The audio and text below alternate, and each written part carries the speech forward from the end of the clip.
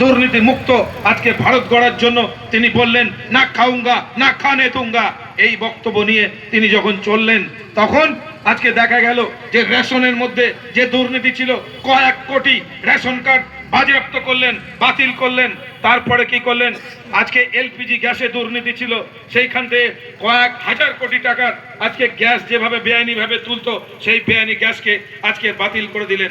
Colgate কেলেঙ্কারি, কয়লা কেলেঙ্কারি, আজকে যে সমস্ত দুর্নীতি ছিল সব দুর্নীতি মুক্ত আস্তে আস্তে আস্তে আস্তে করলেন। কত অফিসারকে জেলে পাঠিয়েছিলেন এটা আপনারা জানতে পারবেন না, জেনেছেন।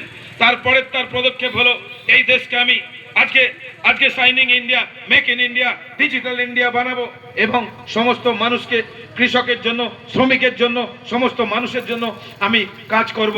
তাই সেই জায়গায় দাঁড়িয়ে আজকে যে প্রধানমন্ত্রী কাজ করছে, না খাউঙ্গা না খানে দুঙ্গা, আর সবকা সাথ সবকা বিকাশ। সবকা সাথ সবকা বিকাশ কেন হবে না? যে সমস্ত মুসলিম সম্প্রদায়ের মানুষ আজকে বলতে পারবে যে কোনোদিন ওই মোদিজি এসে বলেছে যে সমস্ত উন্নয়ন পরিকল্পনা যোজনা যা করেছে সেইগুলো আমি শুধুমাত্র হিন্দুদের জন্য করেছি, আজকে শুধুমাত্র বিজেপির কর্মীদের জন্য করেছি, না করেনি। এই প্রধানমন্ত্রী আজকে প্রত্যেকটা মানুষের জন্য আজকে কাজ করেছেন। আজকে তিনি যখন করোনা প্রবাহ হলো সেই করোনার সময় তিনি চিন্তা করলেন মানুষের হাতে পয়সা নেই, টাকা দিতে হবে, আজকে সেই টাকা পৌঁছাতে হবে। যে ওই জনধন অ্যাকাউন্ট তৈরি করেছিলেন সেই অ্যাকাউন্টে মনে করুন করোনার সময় পরপর 3 বার 500 করে টাকা দিয়েছিল, 3 মাস আজকে 500 করে টাকা দিয়েছিল। এলপিজি গ্যাস ফ্রিতে দেওয়া হয়েছিল, দিয়ে মানুষগুলোকে বাঁচানো হয়েছিল। তারপরে তিনি কি করলেন, না এদের খাদ্য দিতে হবে, খাদ্য দিয়েছিলেন, 5 কেজি করে চালের ব্যবস্থা করেছিলেন মোদিজি। আজকে সেই 500 টাকা দেওয়ার জন্য জনধন অ্যাকাউন্টে, তারপরেই পরিকল্পনা করে এই যে সমস্ত মায়েদের অ্যাকাউন্টে ওই আজকে 1000 টাকা করে প্রথম 500 টাকা পাঠিয়ে আজকে সেইটাকে নকল করে এই আমাদের প্রধান মুখ্যমন্ত্রী তিনি চালু করলেন লক্ষ্মীর ভান্ডার নাম দিয়ে। এটা জেনে রাখবেন, বিজেপির কাছ থেকে ধার করে নেয় যত উন্নয়ন পরিকল্পনা অন্যান্য রাজ্য থেকে আসে সেগুলোকে এখানে নিয়ে আসা হয়। আপনারা কি জানেন এই নরেন্দ্র মোদী চালু করেছেন প্রত্যেকটা স্কুলের ছেলেদের আজকে ই সাইকেল দিচ্ছে? আপনারা জানেন কয়েক কোটি ই সাইকেল দেওয়া হচ্ছে।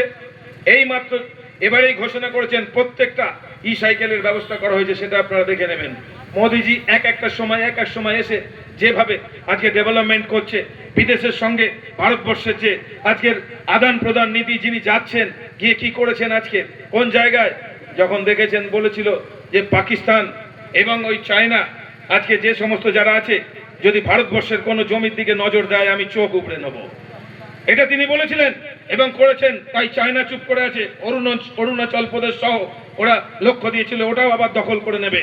তাই জন্য আমরা সেখানে দেখছি সেই রকম একজন আজকের আমরা বরিষ্ঠ নেতৃত্ব পেয়েছি, আজকে বিশ্বের কাছে বিশ্ব বরেণ্য নেতৃত্ব হিসাবে আজকে প্রতিস্থাপিত হয়েছে। সারা বিশ্বের রাষ্ট্র নেতারা আজকে তাকে কিভাবে সম্মান দেয়, অন্য দেশের প্রধানমন্ত্রীরাও তার পায়ে নমস্কার করে এবং যখন বিদেশে তিনি সভা কমিটি করতে যায় তখন হাজার হাজার লোক এসে সেখানে শোনে। মিনিমাম 50,000 লোক এক একটা জায়গায় আসে, অনাবাসী ভারতীয়রা এসে সেখানে তার বক্তব্য শোনার জন্য আজকের আসে। আজকে তিনি একমাত্র ম্যাজিক দেখিয়েছেন যে আরব আমির শাহের মতো জায়গায় আজকে তিনি রাম মন্দির বানিয়েছেন। ওখানে শেখদের বলেছিলেন যে আমার এখানে যে সমস্ত ভারতবর্ষ থেকে মানুষজন আসে এখানে তারা কোথায় যাবে, কোথায় গিয়ে তারা প্রার্থনা করবে? আপনার এখানে মসজিদ আছে, তারা নামাজ পড়ে, আপনার লোকরা আমার লোকরা কোথায় যাবে? শেখরা সেই আজকে জায়গায় তাকে সাড়া দিয়ে তারা সেখানে জমি দিয়ে সেই টাকায় সেখানে রামের মন্দির বানিয়ে দিয়েছে আরব আমির শাহীতে। আপনারা এটা জেনে রাখুন। এবং যত মুসলিম কান্ট্রি আছে সব আজকে প্রধানমন্ত্রীকে আজকে বিভিন্ন ক্ষেত্রে তাদের যা যা সামরিক সম্মান থেকে শুরু করে যা যা সম্মান আজকে প্রধানমন্ত্রীকে দিয়েছেন, এই রকম প্রধানমন্ত্রী আমরা পেয়েছি। আপনারা তো আজকে পরিষ্কার দেখেছেন যখন ইউক্রেন রাশিয়া যুদ্ধ হয় তখন এমন অবস্থা চলছে, ছাত্রছাত্রীরা ফিরতে পারছে না, কি হবে? তখন জীবনের মানে চলে গেছে যে আমার যে জীবন আজকে সেখানে বিষয় সম্পত্তি সবকিছু আজকে আপনাকেও ভাবতে হবে। এই দেশ যদি আপনার না থাকে ইউক্রেনের মতো আপনি হবেন। ইউক্রেনে আজকে হাজার হাজার টাকার বিল্ডিং, গাড়ি বাড়ি সব ছেড়ে আজকে যুদ্ধের মধ্যে চলে আসতে হয়েছে। যদি দেশ শক্তিশালী থাকতো তাহলে সেই সময় তোমার থাকবে এই দোকান বাড়ি ঘর কিছুই থাকবে না। যদি দেশ শক্তিশালী না থাকে, বাংলা যদি শক্তিশালী না থাকে, আইন যদি তুমি ঠিকঠাক না রাখতে পারো আজকে তোমারও কিন্তু সেই হবে। তাই ইউক্রেন আর ওই রাশিয়ার যুদ্ধের সময় সব সারা বিশ্বের লোক বলছে এ একমাত্র মোদিজিই পারে এটাকে থামাতে, বিশ্বে আর কারোর ক্ষমতা নেই। এটা জানার পরে তিনি যখন দেখলেন, তিনি সঙ্গে সঙ্গে রাশিয়ার প্রেসিডেন্টকে বললেন যুদ্ধ বন্ধ একদিনের জন্য করতে হবে, আমারও ওখানে স্টুডেন্টরা আছে যারা পড়তে যায়, তারাও আসবে। এইটা দেখে উনি বন্ধ করেছিলেন, যুদ্ধ বন্ধ করেছিলেন কি করেননি আপনারা নিশ্চয়ই জানেন, যে সারা বিশ্বের লোক জানে। যুদ্ধ বন্ধ হলো, ছাত্রগুলো এলো, ফিরে এলো কি নিয়ে না, ভারতবর্ষের ঝান্ডা নিয়ে, সেই তিরঙ্গা ঝান্ডা নিয়ে তারা ফিরে আসছে, ভারত মাতা কি জয় বলে ফিরে আসছে। এটা গর্বের কথা নয়? গর্বের কথা নয় যে নরেন্দ্র মোদী সারা পৃথিবীর মধ্যে আজকে চন্দ্রযানে, আজকে আমাদের সায়েন্টিস্টদের পাঠিয়ে দিল, তারা সেখানে চন্দ্রযানকে ভারতবর্ষের ঝান্ডা সেই চাঁদেতে পৌঁছে দিল। এর থেকে গর্ব আর কি হতে পারে? আজকে সেই জন্য যখন আমাদের যে সমস্ত ওই জম্মু কাশ্মীর, সেই কাশ্মীরে আজকে যেভাবে অত্যাচার ছিল, আজকে সেই 370 ধারা বাতিল করে আজকে সেখানে আজকের এমন একটা দৃষ্টান্ত স্থাপন করলেন।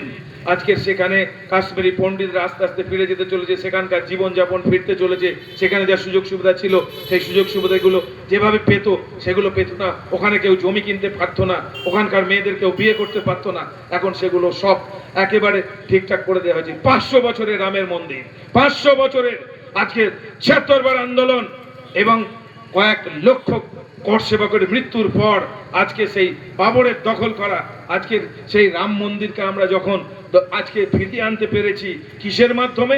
কোর্টের মাধ্যমে, কোর্টের আইনের মাধ্যমে, এবং তৎকালীন মুসলিম সমাজের নেতাদেরকে নিয়ে বিনা রক্তপাতে আজকে সেই মন্দির তৈরি হয়েছে। বিনা রক্তপাত কেন? ওখানে যে সমস্ত নীলমণি আখড়া সহ বিভিন্ন মুসলিম সম্প্রদায়রা যারা মামলা করেছিল, তারা মোদির আহ্বানে আজকে কোর্টের নির্দেশে তারা সেখান থেকে উইথড্র করে নিল। উইথড্র করে নেওয়ার পর বিনা রক্তপাতে আজকে রামের মন্দির হলো। ওদের বলেছিল যদি তোমরা চাও আমরা ওখানে তোমাদের মসজিদ বানিয়ে দেবো, সরকার টাকা দিয়ে জমি কিনে বানিয়ে দেবে। এই প্রতিজ্ঞাও মোদিজি দিয়েছেন। তো এই রকম একজন নরেন্দ্র মোদী, তিনি সেখানে আজকে করে নিলেন। মুসলিম সমাজের যে মহিলাদের জন্য মহিলা সশক্তিকরণ আজকে করতে হবে, যেভাবে আজকে যে মহিলারা সেলফ হেল্প গ্রুপ, এই সেলফ হেল্প গ্রুপ একমাত্র তিনিই কিন্তু করে দিয়ে গেছিলেন, অটল বিহারী বাজপেয়ী। আগে ছিল SJSY, অর্থাৎ শুধুমাত্র শিডিউল কাস্ট শিডিউল টাইপ। আজকে মহিলারা তারা সেখানে একমাত্র গ্রুপে থাকতো, আর সরকার তাকে একটা অনুদান দিত, সেই অনুদান ভাগ করতো, ঠিকঠাক প্রজেক্ট নিতে পারতো না। তখন তিনি অটলজি মনে করেছিলেন না, এটা সব মানুষের জন্য দিতে হবে, তাই সমস্ত মেয়েদের জন্য SHG সেলফ হেল্প গ্রুপ তৈরি করে দিলেন।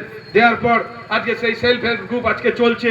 আজকে প্রত্যেকটা এক একটা বুথে অন্তত 20 থেকে 25টা করে গ্রুপ আছে, সেই গ্রুপ চলছে। তারা সেই গ্রুপের টাকা ব্যাংকে রাখছে, সেখান থেকে আজকে তারা লোন নিচ্ছে নাবার্ডের মাধ্যমে। কন্ট্রোলিং ভাই নাবার্ড সেখানে টাকা দেয়, সেই টাকা দিয়ে বিভিন্ন প্রজেক্টের জন্য টাকা দেয়, পরিকল্পনা তাদের ব্যবসা বাণিজ্যের জন্য।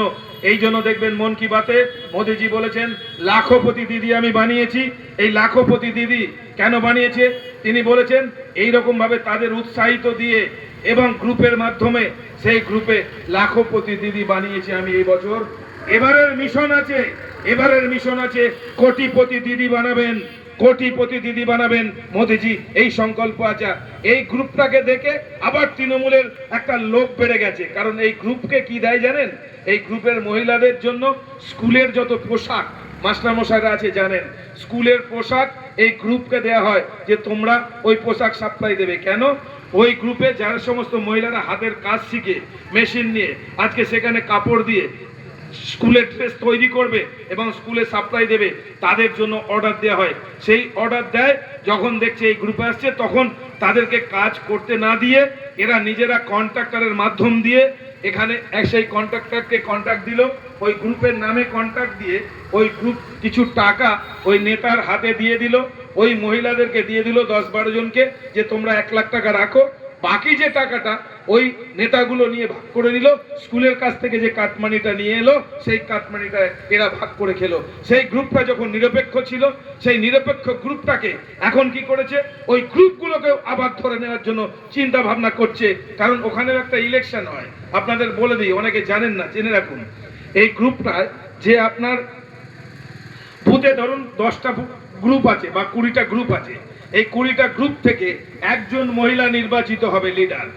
একজন 20টা বুথ থেকে 20টা লিডার নির্বাচিত হওয়ার পর এবং সেই 20 জন নিয়ে ওখানে একটা কমিটি গঠন হবে পঞ্চায়েতে। সেই কমিটিতে আজকে সভানেত্রী থাকবে, ক্যাশিয়ার থাকবে, সম্পাদিকা থাকবে। এই 4 জনের মধ্যে এরা সেই গ্রুপটা নার্সিং করবে, চালাবে। এর জন্য পিডিও একজন অফিসার আছে, জেলায় একজন অফিসার আছে, ওই অফিসারের মাধ্যমেই চলবে এবং এটা পুরো কেন্দ্রীয় সরকারের ডাইরেক্ট, সেটাকে এরা কিন্তু নিজেরা নিয়ে নিয়েছে। আর এই মহিলারা বোকা মাতৃ জাতিরা, তারা জানে না, তারা ভাবে সব তৃণমূল দিচ্ছে, তৃণমূল করছে, তাই জন্য ওদের ডাকে যেতে হয়, নাহলে আমার গ্রুপ থেকে এ করে দেবে, বাদ দিয়ে দেবে, অমুক করে দেবে। সেখানে সেই গ্রুপে এবারে কি করেছে, নিজেদেরকে যারা ওই নিরপেক্ষ সেক্রেটারি প্রেসিডেন্ট ছিল, এরা নিজেদের কেউ তার নিজের বৌমাকে, কেউ নিজের শাশুড়িকে, কেউ নিজের বউকে ওখানে সভানেত্রী বানিয়ে দিচ্ছে, ওটাকেও খাওয়ার জন্য। তো এইভাবে চলছে এই উন্নয়ন, এইভাবে চলছে। তো সেই জন্য আপনাদের কাছে আর বেশি দীর্ঘায়িত করব না। আমার এখানে আরো দুজন বক্তা আছে, তারা একটু বলবে। তো অনেক ডেভেলপমেন্টে অনেক কিছু আছে, এই ডেভেলপমেন্টগুলো যদি আপনারা না জানেন যে কেন্দ্রীয় সরকার কি করছে, কি দিচ্ছে, কিসের জন্য আসছে, আজকে সেইগুলো জানতে হবে। তাই কেন্দ্র যেভাবে চলছে, রাজ্য সেইভাবে, আমরা এলে ডাবল ইঞ্জিন সরকার এলে সেই মতো করে চালাবো, সেই উন্নয়ন এই বাংলার মধ্যে হবে। আর আমরা আরেকটা কথা বলে যেতে চাই, যেটা হচ্ছে যে এইভাবে অত্যাচার করে কাউকে কোনোদিন কেউ দাবাতে পারেনি পৃথিবীর ইতিহাস থেকে। আজকে কার্ল মার্কস, হোচিন, লেনিন, মাও সেতুং সবকে যেতে হয়েছে। বিভিন্ন এই দেশের মধ্যে যারা অত্যাচার করত, কংগ্রেসকে যেতে হয়েছে, সিপিএম কে যেতে হয়েছে। তৃণমূল ভেবো না যে আমরা সারা জীবন থাকবো আর অত্যাচার করে দমিয়ে রাখতে পারবেন না। তাই বিজেপির ছেলেরা জেগেছে, প্রত্যেকটা জায়গায় আসছে, কেন্দ্রীয় নেতৃত্ব বলে দিয়েছে, প্রত্যেকটা বুথে, প্রত্যেকটা সমিতিতে আপনারা জাগ্রত হন। আপনারা জাগ্রত হলে এদেরকে সরানো যাবে না। তাই সেই জাগ্রত হতে হবে। আর তোমরা মনে করো না যে আমাদেরকে মেরে আর তোমরা ঢুকিয়ে রাখবে। তাই আজকের এতগুলো লোক এসছে, এত মানুষ এসছে কেন? তারা তোমাদের কাছে মাথা আজকে নোয়াবে না বলেই এসছে। তো তাই জন্য মাথা আজকে তোমাদের কাছে নোয়ায়নি, ভয় তারা করেনি, তাই আজকের এখানে তারা এসছে। আপনাদেরকে সেই নচিকেতার একটা গানটা স্মরণ করিয়ে দিয়ে আর একটা কথা বলে শেষ করব, যেটা বউ বলেছে, মরতে আমায় জীবন রাখতে পারবো না, বউ যে আমার নয়নমণি, ফেলতে কথা পারবো না, রেল লাইনে বডি দেবো, মাথা দেবো না। মাথা থাকে সবার ওপরে বন্ধু, তৃণমূল হারমাদ উন্মাদ, তোমাদের কাছে আমরা মাথা নত করবো না, করিনি আর করবো না। তাই আমরা এখানে উপস্থিত হয়েছি আজকে। আর আমরা এটাও আমরা জানি আমাদের দেশ যদি মারো কলসির কানা, তা বলে কি প্রেম দেব না? চৈতন্য তিনি কিন্তু সারা ভারতবর্ষের মানুষকে, বাংলার মানুষকে, চৈতন্য না এলে আমরা কিন্তু এইখানে হিন্দুত্বকে বাঁচাতে পারতাম না। তাই তিনি সেই প্রেম দিয়ে নিয়ে এসছেন। আমরাও তোমাদের কাছে প্রেমের হাত বাড়াচ্ছি। অন্যায় যা করেছো, অপরাধ যা করেছো, আমরা সেটা মাফ করে দেব। যে সমস্ত তৃণমূলরা আজকের ওই সিপিএম এর দ্বারাই পরিচালিত হচ্ছেন, তারা পরিচালনা করছে, তোমরা দলকে গড়েছো, এক রক্ত দিয়ে, বিন্দু দিয়ে তোমরা সেই জায়গায় যেতে পারছো না। এসো আমাদের সঙ্গে কাঁধে কাঁধ মেলাও, মিলিয়ে আজকের এখানে সেই জায়গায় সেই পরিবর্তন, প্রকৃত পরিবর্তন যেটা তোমরা চেয়েছিলে, আমরা চেয়েছিলাম, সেই পরিবর্তন করি। এসো বন্ধু, তোমাদের আহ্বান জানাই। সকলকে সশ্রদ্ধ প্রণাম নমস্কার জানিয়ে আগামী বিধানসভায় সকলকে আমরা আজকের একসঙ্গে লাইনে দাঁড়িয়ে ভোট দেওয়ার জন্য, ওই হারবাদ উন্মাদের বিরুদ্ধে আজকে রুখে দাঁড়িয়ে ভোট দেওয়ার জন্য অনুরোধ করে বক্তব্য শেষ করছি। নমস্কার, ধন্যবাদ। বিজেপি জিন্দাবাদ। ভারত মাতা কি জয়। ভারত মাতা কি জয়।